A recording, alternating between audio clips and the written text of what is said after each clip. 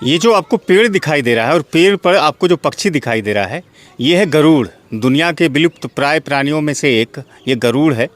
और गरुड़ कहते हैं कि मियोसीन काल से इसका संबंध है, जो कि करोड़ों वर्ष पहले इस प्रजाति का धरती पर आगमन हुआ था, आविष्कार हुआ था एक तरह का।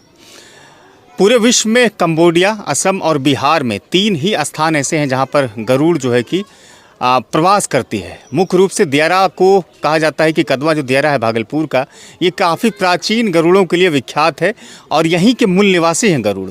अगर गरुड़ों के शरीरों की संरचना की बात करें तो इसके जो पंख होते हैं वो 7 से 8 फीट लंबे होते हैं और काफ़ी विशालकाय पक्षी होने के कारण इसे पक्षियों में राजा कहा जाता है।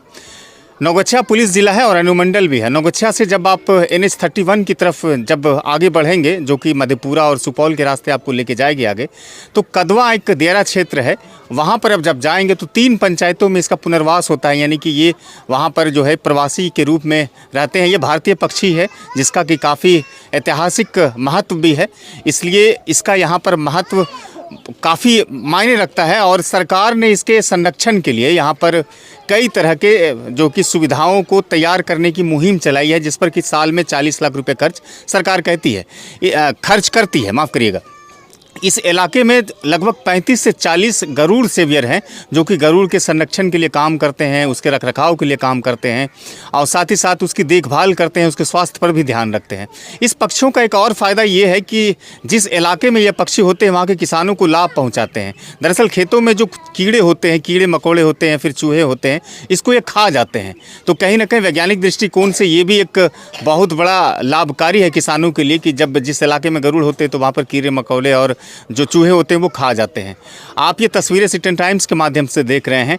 आप हमारे चैनल को सब्सक्राइब कीजिए और फेसबुक को फॉलो और लाइक ज़रूर कीजिए। आपको सच्ची खबरें और अच्छी खबरें चाहिए तो आपको सिटीजन टाइम्स को फॉलो करना चाहिए, ये बेहतर है।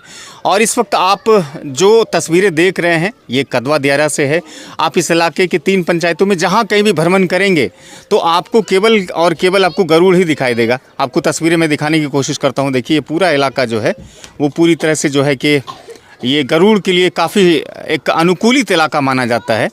और मैंने जैसा कहा कि इसका इतिहास में काफ़ी एक ऐतिहासिक महत्व है और ये मियोसीन काल से इसका संबंध है। फ़िलहाल भागलपुर के सुंदरबन में इसके लिए पुनर्वास का केंद्र भी है, जहां अस्पताल भी कहते हैं कि है। और गरुड़ के संरक्षण के लिए बिहार सरकार लगातार काम कर रही है।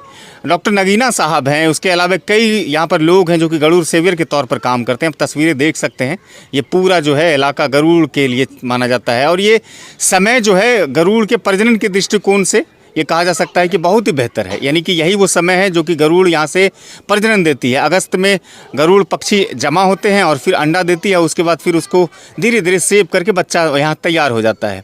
अगर हम पूरे विश्व की बात करें तो लगभग 1600 गरुड़ अंतर्राष्ट्रीय स्तर पर इसकी संख्या गिनी गई है, जिसमें से केवल भागलपुर में ही 600 से अधिक गरुड़ हैं। इस बार 128 से ज़्यादा जो है 114 से ज़्यादा जो है घोंसले बनाए गए हैं। और डॉक्टर नगीना कहते हैं, जो कि गरुड़ सेवियर हैं, वो कहते हैं कि इस बार अच्छे प्रजनन दर होने की आशंका भी हम लोग व्यक्त कर रहे हैं, संभावना जता रहे हैं कि अच्छा यहाँ पर प्रजनन दर हो। तो आप तस्वीरें देख रहे हैं और गरुड़ को लेकर के फिलहाल आप जो सोचते हैं आप टिप्पणी भी कर सकते हैं। फिलहाल ये एक अच्छा कदम है भागलपुर की तरफ से कि विश्व के मानचित्र पर भी कदवा का एक सम्मानित नाम अब उभर करके आया है ना। कदम के पेड़ मुख्यतः इस पर प्रवास करते हैं, सच्ची बातें हैं। अब ये बताइए, आप लोग जो काम कर रहे हैं इस पर, तो काम तो कर रहे हैं, लगातार सरकार को मदद दे रहे हैं, गरुड़ों की संख्या भी बढ़ा रहे हैं, कितना बदल रहा है आपका जीवन यापन? नहीं, जीवन यापन जहाँ तक सवाल है, इससे बहुत फ़ायदे भी हैं। गरुड़ संरक्षण बहुत फ़ायदे भी हैं। जैसे विषैले सांप हो गए, उस सब को गरुड़ अपना आहार बनाते हैं, जिससे संरक्षण होता है। चूहे को खा जाते हैं गरुड़, उसमें भी फ़ायदे हैं। ठीक है, कीड़े मकोड़े जो खेतों में लगते हैं। हाँ, कीड़े मकोड़े को वो आहार बनाते हैं। अच्छा, आपका इलाका क्यों गरुड़ ने चयन किया? क्या है इस इलाके में कदवा दियारा में खास जो गरुड़ यहीं पर प्रवास करना उचित समझा? हालांकि वो तो मेरे ख्याल से लगता है उनको ये जगह अपने अनुकूल लगा होगा कि हम यहाँ पर निवास कर सकते हैं, हमें हर तरह से संरक्षण मिलेगा और वो उनको तो यहाँ पर पर्यटन आता है क्या? कुछ आते हैं पर्यटन, कुछ आते हैं आंशिक। पूर्ण मतलब विकसित नहीं हुआ है, पूरा फोकस नहीं सरकार हुआ। कुछ करती नहीं है? जी नहीं, इस मामले में कुछ नहीं करती है। नहीं करती? जी नहीं, कुछ नहीं है। अच्छा, गार्जियन हैं आप गरुड़ के संरक्षण के लिए, तो आपको सरकार कुछ सहयोग देती है? जी नहीं, कोई सहयोग नहीं मिलता। तो ये फ्री फोकट में करते हैं? जी हाँ, फ्री पॉकेट में। फ्री फोकट में? जी हाँ, ये पक्षी प्रेमी होने के नाते। हाँ वही मान के लीजिए ना, वही मान लीजिए, लिया जाए अभी तत्काल तो वही ना। अच्छा, यहाँ पर लोग जो है कि सभी गरुड़ से प्रेम करते हैं लोग, जी हाँ, है ना? जी हाँ। अच्छा, बगैर सरकार के सहयोग के आपको लगता है कि ये ढेर दिनों तक संरक्षित रह पाएगा? हाँ रह सकता है, रह सकता है। रह सकता है। अगर सरकार का सहयोग ज़्यादा मिले तो और ज़्यादा ग्रोथ करेगा, और ज़्यादा। अभी कितनी संख्या, 600 संख्या बताते हैं? हाँ लगभग 600, 550, 600 के आसपास। 40 लाख रुपया देती है साल में, आपको मालूम है? जी नहीं, ये मालूम नहीं है हमें।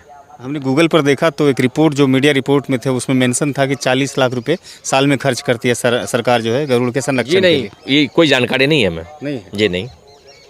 अच्छा, यहाँ विभाग की तरफ से कौन कौन लोग आते हैं? अरविंद मिश्रा आते हैं और जनार्दन वो आते हैं। वो तो विभाग के नहीं है नहीं अरविंद नहीं, मिश्रा जी। जी नहीं, वो तो पर्यावरणविद है। जी जी जी, विभागीय ऐसे कोई नहीं आते हैं, जानकारी भी नहीं अच्छा, है। एक और चीज़ रमेश भाई बताइए, इस इलाके में तो कहते हैं नौगछिया हमेशा से अपराध के लिए माना जाता है, बुरा मत मानिएगा, जी, बोलिए। अपराध के लिए माना जाता है। जी। तो पक्षी के बहुत सारे शिकारी भी होते हैं, यानी कि पक्षी तस्कर भी होते हैं, तो गरुड़ को इस पर हमला, कहीं खतरा किसी तरह का कोई? जी नहीं, जी नहीं, कोई खतरा नहीं है। कुछ नहीं, जी नहीं, पूरी तरह से सुरक्षित सुरक्षित जोन में है। आप लोग एकदम देखभाल करते रहते जी हाँ, जी हाँ, 24 घंटा? जी हाँ। मतलब एक बच्चा कहीं गरुड़ का बच्चा गिर गया, कहीं गरुड़ गिर गया, तो जानकारी आती है दूर से भी, भाई आपका गरुड़ गिर गया, आप लोगों का।